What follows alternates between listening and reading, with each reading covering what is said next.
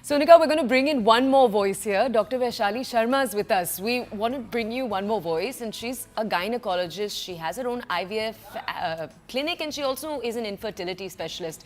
We're going to go over to her to understand a little bit more. Dr. Vaishali, we thought it was so important to get your voice here because, in a sense, gynecologists get to have the most intimate, the most vulnerable conversations with women every single day. So I just want to ask you to tell us, and I want to ask you to tell us in the form of anecdotes, not necessarily numbers. In the form of anecdotes, how have you seen the trend we're discussing enter the mind of the modern Indian woman, enter the discussion of the modern Indian woman? Do you see Indian women from tier 2, tier 3, tier 1 coming in with these questions in mind? How does it manifest? Tell us more. Yeah, that's a very important topic, and it's my privilege that I can bring it to your notice that as I have been practicing in South Delhi, but even then I get many girls who have come up here from the UP, Bihar, MP, Gujarat. They come to Delhi for various sorts of their careers and various education or anything. But when they come to me, they have different questions, they have different aspirations, and I'm really helpful to find myself good to help them that we have so many options nowadays. If they want to delay the pregnancy, we have the option of egg freezing. If they want to delay the childbirth, we have so many good options to take care of the pregnancy in advanced stage. Nowadays, science has grown and developed so much that we can give them so many options. They want to focus on their career. We have a very good option, egg freezing, that have become very, very, I would say, simplified nowadays. The protocols are not that risky.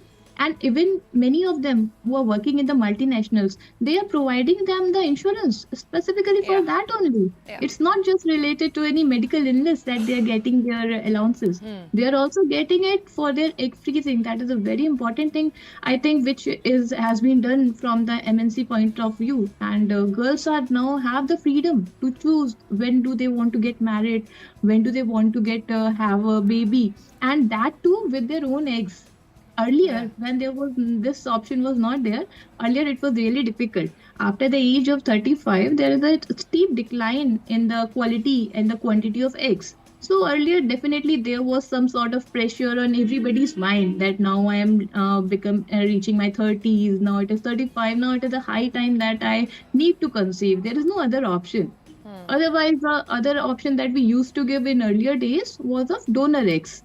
And that too, I know any educated girl usually doesn't, they don't like it, like the idea. Instead, they would go for adoption. They will say, why do I take an donor egg and bear the child? Instead, I will go for adoption. True. So nowadays, because when the girls are educated and they know they have the option, they always, many of them, we are doing it on a regular basis.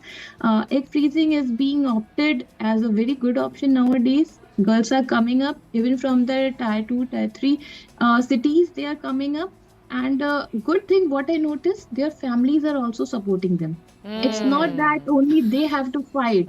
Nowadays, I find many parents, it's not that they are inclined towards their son only and that our son will. Which is where the shift Yeah, will begin to happen when you get support absolutely. and acceptance of your choices, and it's not looked down upon by people around you, by societies and family as well.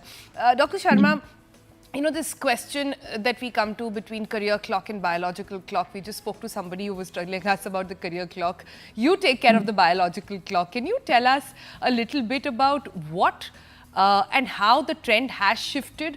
I remember not very long ago, if you were 30 and childless, you would be said, oh, you're behind, you're behind. Now the Yeah. average has shifted. I see only people between 30 to 35 tend to become mothers, and that is also smooth. Absolutely, absolutely. See, nowadays the dietary pattern has also improved, lifestyle has improved, people have become more aware about their choices, so they are opting for yoga, meditation, exercises. So these things also help in improving the quality of eggs. And as far as egg freezing is concerned, it is acting as a backup now. So you can get it done in your 20s, maybe late 20s, and then when you want to conceive, you try naturally. You don't have to directly go and use your eggs, whatever you have frozen. You directly first you try naturally. Many of them they conceive naturally also nowadays. I have seen many women who are coming to me in their early 40s also. They are also able to conceive naturally nowadays because of the good, Wow. I think, dietary support and the awareness about the supplements. They are taking care of their nutrients, omega-3 fatty acids or vitamin E or whatever. They are actually taking care of their health nowadays. Dr. Vaishali, So, it's so yeah. reassuring to hear this from you. Thank you for joining us. So that's the voice of a senior gynecologist. We earlier brought you the voice of a senior lawyer and after that a senior HR professional to tell us a little bit more about the changes we're seeing across the country as Indian women in India 3, 2 and 1 become more and more empowered and are starting to take their own choices. Right, so these trends that we see emerging out of US, well, let's not look at them in isolation. The India context is also important. And the Indian woman is beginning to exercise her choice, which is always a nice thing. On that note, let's slip into a quick break. On the